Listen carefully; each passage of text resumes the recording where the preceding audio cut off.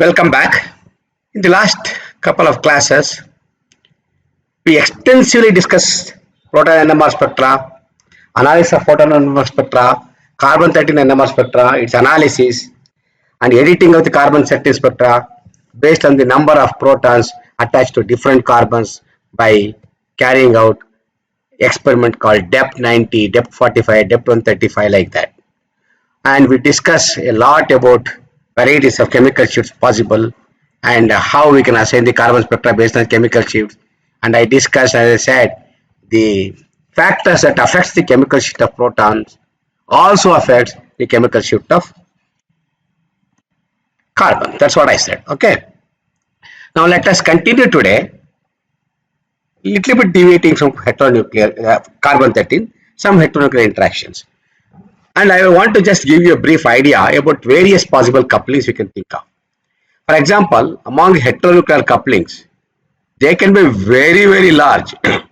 For example, take an example of a one bond coupling between thallium 205 and carbon 13. If you consider, it can vary from 2 to 10 kilohertz. Remember, 10 kilohertz. In fact, in some of the nuclei like carbon 13, etc., it will cover almost half the spectral width. In a 500 megahertz, carbon 13 will be about, let us say, 30,000 hertz or 35,000 hertz is the spectral width. Nearly one third of that or half of that spectral width is of the order of J coupling here. In exotic nuclei like this, sometimes chemical shift range will be very large. For example, in nuclei like cobalt and others, if you go, chemical shift can go up to 65,000 ppm. It is really large. Similarly, couplings can be quite large in cases like this. For example, thallium to carbon 13, 3-bond coupling can be of the order of 1 kilohertz. Quite large. For example, 1-bond tin proton is very small and tin to tin coupling can be there. Remember, tin has 2 isotopes. We will discuss as we go ahead further. That can have coupling of the order of 4.267. We can even detect the coupling between 2 dilute spins whose abundances are very small. They are called dilute spins also. So, we can see that in one example, the mercury-mercury coupling, mercury 199 to mercury 199 in this type of ion is 139 kilohertz. Imagine, that is J coupling I am talking, not the chemical shift, not the spread of the spectral width. It is 139 kilohertz is the J coupling.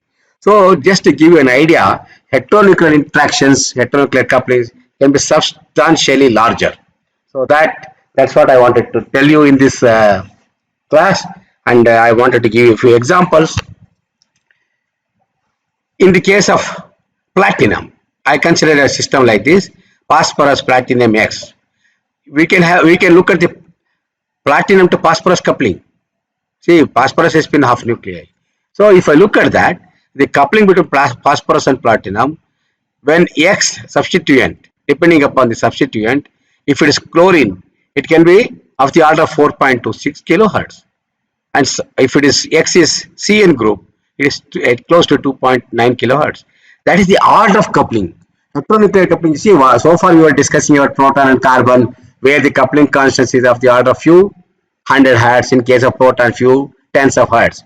But when you go to exotic nuclei, some of the rare nuclei or some other heteronuclei, they are so exotic, the coupling constant can be of the order of several kilohertz. This point you have to keep in mind. I just want to give you another example. You take the methane.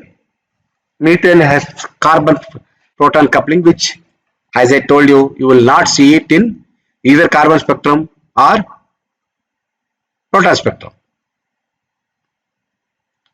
Okay, carbon spectrum, I would say, if I take carbon 13, I will see it. I take back my sentence, you will see that. In the case of the proton, you will not see proton-proton coupling. CH coupling you will see, but it is very weak. It is a satellite. Now, in the carbon-proton coupling, if you want to see in it, this CH4 group, it is of the order of 125 hertz. This is what I said when we discussed about the carbon-proton couplings. Now, the same thing is of CH4, take SiH4. Now, proton to silicon coupling is about 200 hertz and it has a negative sign, because silicon 29 has negative magnetic moment. All the nuclei which has negative magnetic moment, their signs of the coupling you have to represent as negative sign. For example, 1 bond nitrogen 15 proton coupling is 90 hertz. Many times people write 1JNH equal to 90 hertz. In principle, you have to write as 1JNH equal to minus 90 hertz because nitrogen 15 has negative magnetic moment. Similarly, in this case, for example, silicon has this one. Of course, sometimes even in the when two nuclei with positive gyromagnetic ratio also can a negative sign, that's a different question. I took this example of silicon because I know silicon 29 has negative magnetic moment. Look at germanium, instead of CH4, if I get GH4, it is 98 hertz with negative sign. On the other hand, if it is SNH4, it is close to 2 kilohertz. See, these are the things which I wanted to point out to keep it in mind. So now what we will do is, we will understand how to get the coupling between different abundant heteronuclear spins. How we can observe. Take a molecule like this. Now, there is one fluorine here. Of course, we saw that in the fluorine proton coupling everything earlier, but again I want to brief it to you. You can get coupling between proton and fluorine, both are heteronuclei, but both are spin half, both are abundant almost 100%. Proton is 99.98, this is 100%. Take it, both are 100% abundant. Now, if fluorine is substituted in this molecule here, you can easily get coupling of this fluorine to this one, coupling of this fluorine to this proton, coupling of this fluorine to carbon. If you look for the carbon NMR, all couplings can be visible. The coupling strength of fluorine to proton can be 2 bonds, can be 3 bonds, and you can see everything. Okay. So, if orthofluorine proton coupling, if you have to see, this is generally of the order of 8 to 10 hertz. And meta is about 1 to 3 hertz. Exactly similar to proton. See, in the phenyl ring, I told you, proton-proton ortho coupling is about 8 to 10 hertz. It can be 7 to 8, 10 hertz, let us say. And meta coupling, I said it is 1 to 3 hertz. Exactly here. Just by substitution of the fluorine, the coupling in this type of rings do not change much. Similarly, here, if you look at this, this one, this is for proton 4. If you look for this proton 7 here, we have a ortho HH coupling and we also have a meta FH coupling here. This experiences 2 heteronuclear coupling.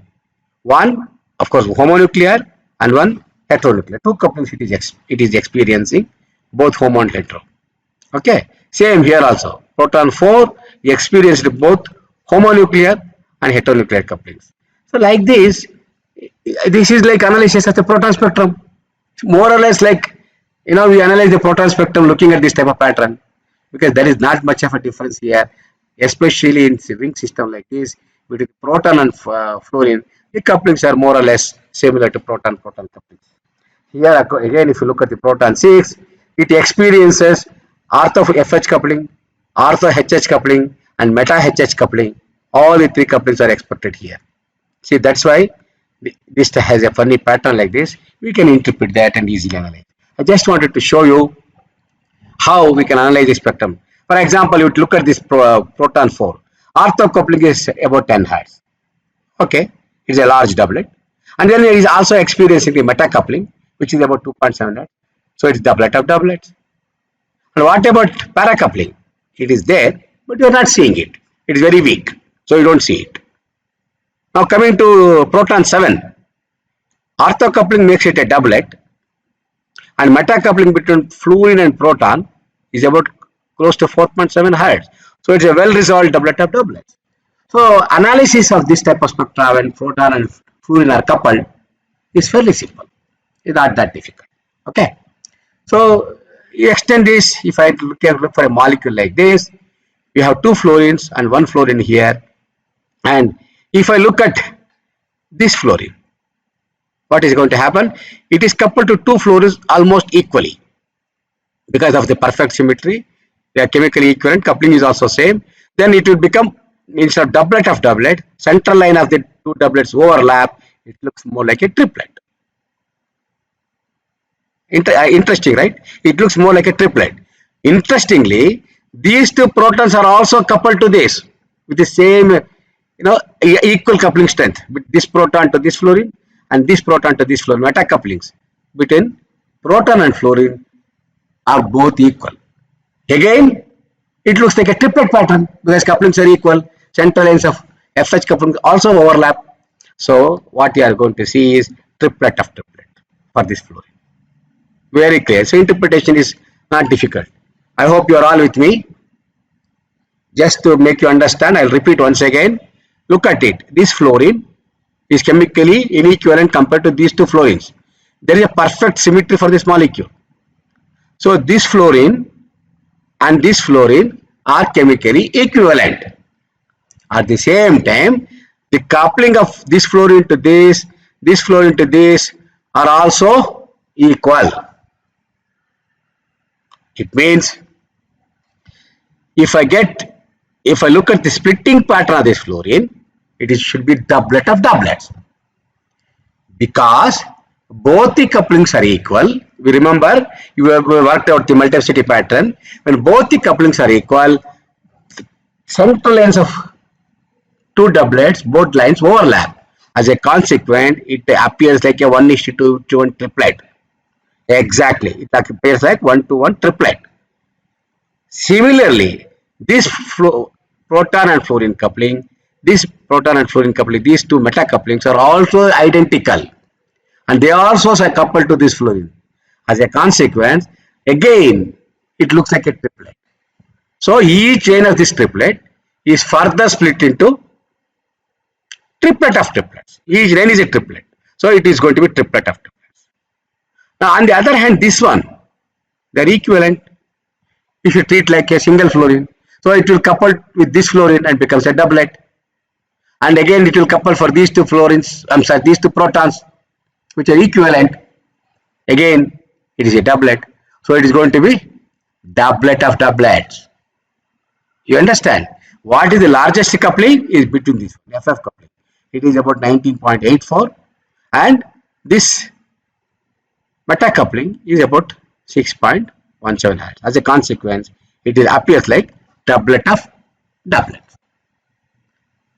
Are you all with me? This is easy to understand, very easy to interpret the spectrum. It's a very simple molecule. We have heteronuclear couplings and homonuclear couplings also between abundant spins. But the only thing is FF coupling you don't see. I'm sorry, you see in the proton NMR. This I'm sorry, I'm looking at fluorine. Fine, you see. If you see the HH coupling between them, that you don't see, because we are looking at fluorine NMR. That is what you should understand. Now I look for another example where two abundant spins are coupled. Okay. So what is happening now when two abundant spins are coupled? Look at what are the two abundant spin? Phosphorus and proton, both are abundant. Let us look at the 31p spectrum of this molecule, a complex. How many types of phosphorus are there here? This is one phosphorus, this is one phosphorus, and this is another type of phosphorus, because there is a perfect symmetry along this axis. It's a square planar. So now what I'm going to see is this phosphorus and this phosphorus are chemically equivalent, and this phosphorus is different. If I see phosphorus spectrum of this molecule, how many peaks I should expect? I must expect lot of peaks. Remember, first phosphorus coupling is seen, and phosphorus proton coupling can also be seen. To simplify the spectrum, what is done here is protons are decoupled. Remember, I explained to you in the carbon 13 NMR. We can completely remove all the couplings of protons to all carbons by broadband decoupling. Exactly, you can do this. I said at that time also, this type of broadband decoupling is not restricted only to carbon 13. You can do this for any nuclei of your interest. Now we are observing phosphorus decoupling all protons coupled to it. So now we are seeing only there is no proton phosphorus coupling. If at all we see only phosphorus coupling. This also will not couple. Okay, this is a metal. It's a different question. So how many peaks you expect? 2 peaks. These two are equivalent. One phosphorus, is another phosphorus. Very nicely you can see. But now you understand the pattern. This phosphorus is a doublet. Why? This phosphorus, they are equivalent coupled to this phosphorus. So this phosphorus makes these two as a doublet. It is like CH and CH2. CH coupled to CH2 proton. So CH2 will be a singlet, right? Similarly, that two equivalent phosphorus is a singlet. On the other hand, if I see this phosphorus, it experiences equal coupling between these two phosphorus. Like CH proton coupled to CH2. What do you expect? A triplet. Exactly. This phosphorus is a triplet because of these two phosphorus couplings, and this phosphorus, these two are doublet because of this coupling to this phosphorus. So these two are chemically equivalent, and center of this gives you chemical sheet of this phosphorus, center of this gives you chemical sheet of this phosphorus. What happens if I see the proton NMR of this? That is interesting. Proton NMR, if you see, what happens? This is coupled to this is coupled to this phosphorus, and makes this a triplet. But at the same time, this is also coupled to this phosphorus. You may be wondering what happened to phenyl proton, that is far away, and there is a long range coupling, you will not see. But this phosphorus can split to this. So it will be first a triplet, or okay, this will make a large doublet because the HP coupling is larger, and each line of this doublet is split into a triplet because of these two phosphorus, equivalent phosphorus. This is the proton NMR spectrum. Is it clear for you? Now I'll bring in another concept called satellite analysis. What is a satellite analysis? We'll understand this more now. Let us look at the proton spectrum of CHCl3, not carbon 13. I am asking for proton spectrum. Remember, when I analyze the spectrum, and I told you for a single spin nuclei, when I was analyzing the spin system, I said it will give a single peak, proton. True, no doubt about it. When I see carbon 13 spectrum, I see a doublet. Because CH carbon will be a doublet, I told you. Remember, when I analyze carbon spectra, I said CH3 will be a quartet, CH2 is a triplet, and CH carbon is a doublet. Correct. If I see carbon spectrum, it is a doublet. And if I see the proton spectrum, it is a singlet. How is it possible? Remember, I also said interactions in NMR are mutual. So when proton is coupled to carbon, carbon is also coupled to proton. Then the question is, why proton spectrum is not a doublet? Why only carbon is a doublet? The answer to this question lies in understanding the isotopomers. You understand? You have to see what are the types of isotopomers you see. Carbon 13 has two isotopes, carbon 12 and carbon 13. This abundance is 1%, as I have been telling you. This abundance is only 1%. So if I take 100 molecules of CHCl3, only one molecule is carbon 13. Remember, in the 13th spectrum analysis, I discussed this in depth. We extensively discussed this abundance factor. So it will be one molecule will be in the existing as carbon 13. 99% or 99 molecules among 100 molecules will exist as carbon 12.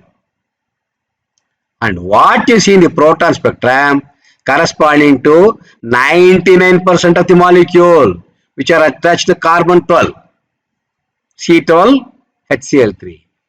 What is the magnetic moment of carbon 12? Spin is 0. So there is no magnetic moment. So this cannot couple to this proton. As a consequence, you will see only one single peak. But why did we see doublet in carbon 13 NMR? Because we are directly looking at the carbon 13 isotopomer. In the proton, it is a mixture of both carbon 12 and carbon 13 isotopomer. Remember. So in the proton NMR, we have mixture of isotopomers where largest peak intensity correspond to this isotopomer. And what happened to 1% of carbon-13? That is present. And that splits because of carbon-13 into a doublet. You see, you take the proton and NMR spectrum of CaCl3, enhance the intensity. You are going to see two peaks, chota peaks on either side. It is equidistant on C. Of course, most of the time it will be equidistant, but there is also called isotope effect. I will discuss later. As a consequence, it need not be, small difference could be there, but generally they are equidistant on this central peak. But what is the intensity of it? This is 99%, but this is only 1% carbon. But that carbon is coupled to proton. What will happen to intensity of the peak? It will divide itself into two because there are now two peaks. So one peak became two. Remember the splitting pattern I explained. The intensity now reduced to half. So what happens? Carbon-13 intensity is only 0.5% compared to 99% of carbon-12. It is very, very chota peak. That is why these are called satellites, small peaks. Whenever you observe an abundant spin, if it is coupled to a low abundant spin, abundance of the order 1% or 2%, 5% like that, then that coupling appears as satellites. Major peak is because of other isotopomer, and satellites will come because of coupling to a low abundant nucleus. Okay, now carbon-13 abundance is 1%, and you got a doublet because of carbon proton coupling with intensity of 0.5 and 0.5. Hence, these are called satellites. Remember that. Okay. And this separation gives me coupling between proton and carbon. If you go to carbon-13 spectrum and get the carbon spectrum coupled, not decoupled, carbon coupled spectrum with proton, you get the same doublet with the same separation. Then there also you can get J coupling. Here also you can get J coupling. You understand? This is what it is. So what I said, interactions in NMR mutual is true. It is valid. See here also you can see the coupling. You can also see in carbon NMR. But why I said I posed the question we are not seeing is because of this isotope. Okay, that's the point. Please remember this point now. Now, this type of satellite analysis I want to show you with one or two more examples. For example, look at tetramethylsilane. Now, abundant spins are protons.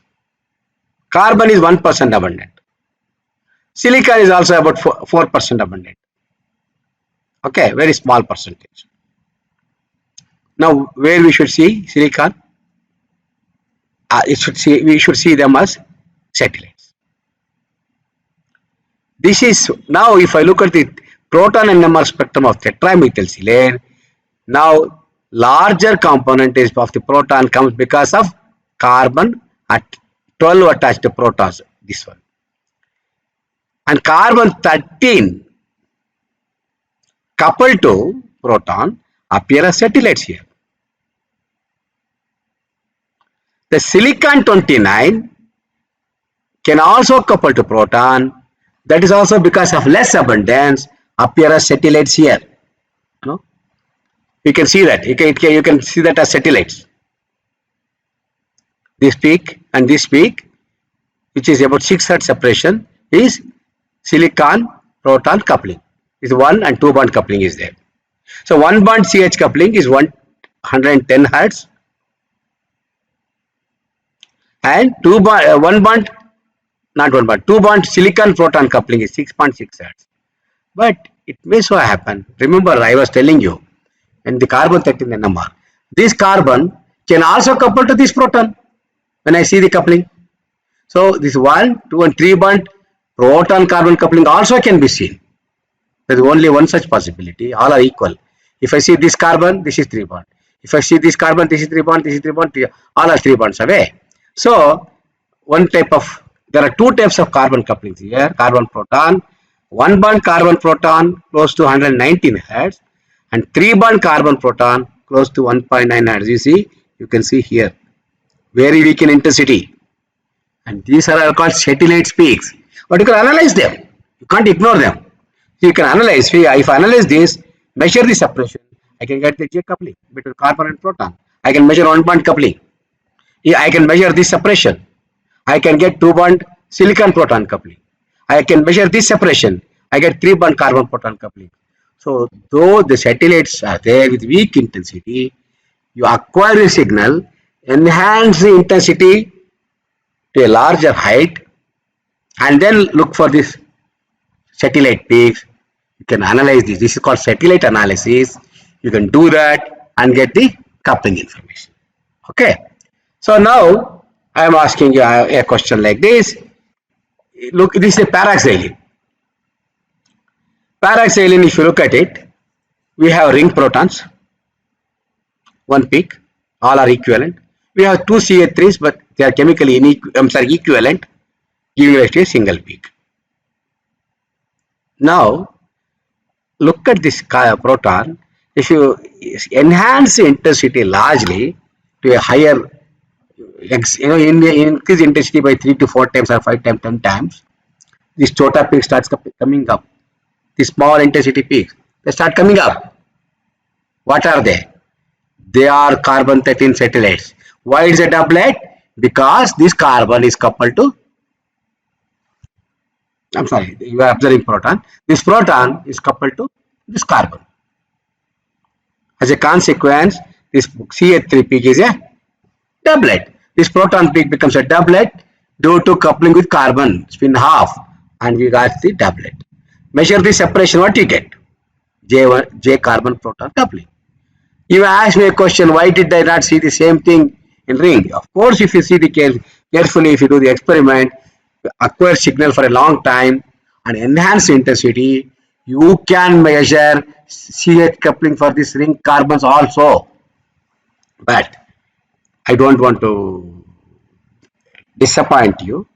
If you carefully see, you see a peak here. Okay. If you carefully see, you see a peak here and this peak.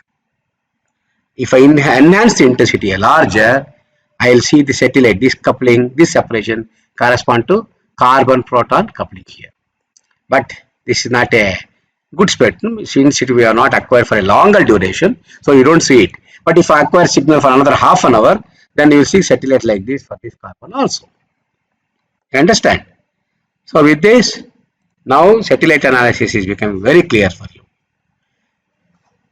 This satellite need not be restricted to only carbon. I said carbon is there, silicon is there, mercury, any of the low abundance spin can give rise to satellites. Now in this molecule, if you look for the fluorine NMR, how many peaks you expect for fluorine? There is a perfect symmetry, all fluorines are equivalent. As a consequence, we get only one peak for fluorine, we got only one peak. But what are these two peaks coming on either side? Extra peaks. This is because they are coupled to, this is a coupling to mercury. These 6 fluorines are coupled to mercury.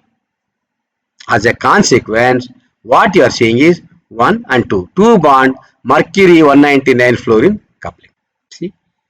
And this intensity is quite large compared to carbon 13 satellites. Because carbon is only 1%. So mercury's abundance is much better than carbon. As a consequence, this intensity also is better. Please remember this point. Only for carbon we got so weak intensity because of less abundance. You should not expect the same for all satellites. It depends upon abundance of coupled nuclei. So in this case, mercury abundance is much better than carbon. So satellite peaks are reasonably good to analyze. Now I look for the homonuclear couplings in the satellite spectrum. Now the question is, if I analyze the satellite spectrum, what do I get? I will tell you, if I analyze the satellite spectrum, some information which you cannot get in the proton spectrum will get. And we did solve this in one example. I don't know whether you remember, in the spin system analysis of AA prime X coupled spin system, using Pople nomenclature, I showed you how to distinguish cis and trans isomers. Remember, where I showed you proton spectrum gives a single peak. Taking carbon 13 into account, you will break the symmetry, and the satellite peaks we got for cis and trans. One has a larger coupling, other has a smaller coupling to, and identified cis and trans. I hope you are all with me. Please don't forget. Keep following me regularly. That I discussed there. Exactly, you can do that. If you analyze that, you can get the homonuclear coupling, which you normally cannot get in the proton spectrum. Look at this one. This is a case of tetrabromoethane 1122. Now this proton and this proton are chemically equivalent. It's like a A2 spin system. So what can you get here? If you take the proton NMR spectrum, you are going to get a single peak. But if I want to find out what is the coupling between this and this, how do I find out? I told you this is a A2 spin system. That's why I introduced spin nomenclature. Remember, before we came to analysis. Now I consider this carbon in the state of carbon 13. If this carbon exists as carbon 13, now it is no more A2. Symmetry is broken. Then what do you call it? Because the coupling exists, now it is A prime coupling. They are chemically equivalent, but coupling also exists. Now it will become AA prime X coupling. Why I call it AA prime X? Because AX coupling and A prime X couplings are different. So it cannot be A2 now. It has to be AA prime X spin system. And this we analyzed earlier. Now what I do is, forget about this, is a olden type experiment. They were spinning the sample and used to get some artifacts because of inhomogeneity of the magnetic field. We will worry about it later. I will discuss when I come to practical applications. So now these are the satellites. What is now it is enhanced, plotted with the enhanced vertical intensity. What this separation gives you? This separation from center of this doublet to center of this doublet, what do you get peak on either side? This is one bond CH coupling. Remember, it is one bond CH coupling. And why each of them is a doublet? It is because it is 1, 2, 3 bond HH coupling. Remember, I am observing proton. So this coupling is seen and this coupling is seen. Both are seen. So we are going to see 3 bond proton-proton coupling in the satellite. So satellite analysis gives me homonuclear coupling among chemically equivalent spins, which are not possible to get from the regular one-dimensional NMR spectrum. So what we did is, we did not do anything for this thing for the molecule. Only thing is, we took the NMR spectrum and started looking for the carbon 13 satellites. As a consequence, we know the symmetry of the molecule is broken and A2 spin system will become AAX spin system here. Analysis gives me CH coupling, HH coupling, both. This is another example. Same. Now, instead of the previous molecule with bromine substituted, tetrabromoethane, now it is SI2H6, this molecule. Here, no carbon. But what we can see? We can see SiH couplings and also HH couplings. Look at this one now. This silicon has spin half nuclei, is 4.7% abundant. When I do this proton NMR, I get a single peak. Coupling to silicon are only 4% intensity because they are satellites. And that is seen because only 4% of the molecule are present as silicon 29. But if this separation to this separation gives me what? One bond silicon proton coupling. Center of this quartet to center of this quartet, if I measure, I get one bond silicon proton coupling. At the same time, If you look at this one, what is this we are getting? This is HH coupling. This proton is coupled to this because now you have broken the symmetry. This methyl, this CH3 group and CH3 group are not same. When I consider the silicon, they are different. So this can split this or this can split this. As a consequence, now these equivalent protons are split by CH3 group or SI3 group into a quartet. So satellite are appearing like a quartet. You analyze this, what you get? 3 bond proton proton coupling. This is 1 bond, and of course if you carefully see, you can see 1 and 2 bond SH couplings also here, but some peaks are hidden here. Okay, because this also has to be a quartet, but it is hidden here. You can see 1 3 3 1 is hidden, so you will not be able to extract clearly, but it is there. All couplings information can easily be extracted. You understand? You got the point. How to analyze the satellites, everything. How we analyze the satellite spectrum to derive the information which is not possible to extract from proton spectrum. Okay, I am going to stop now.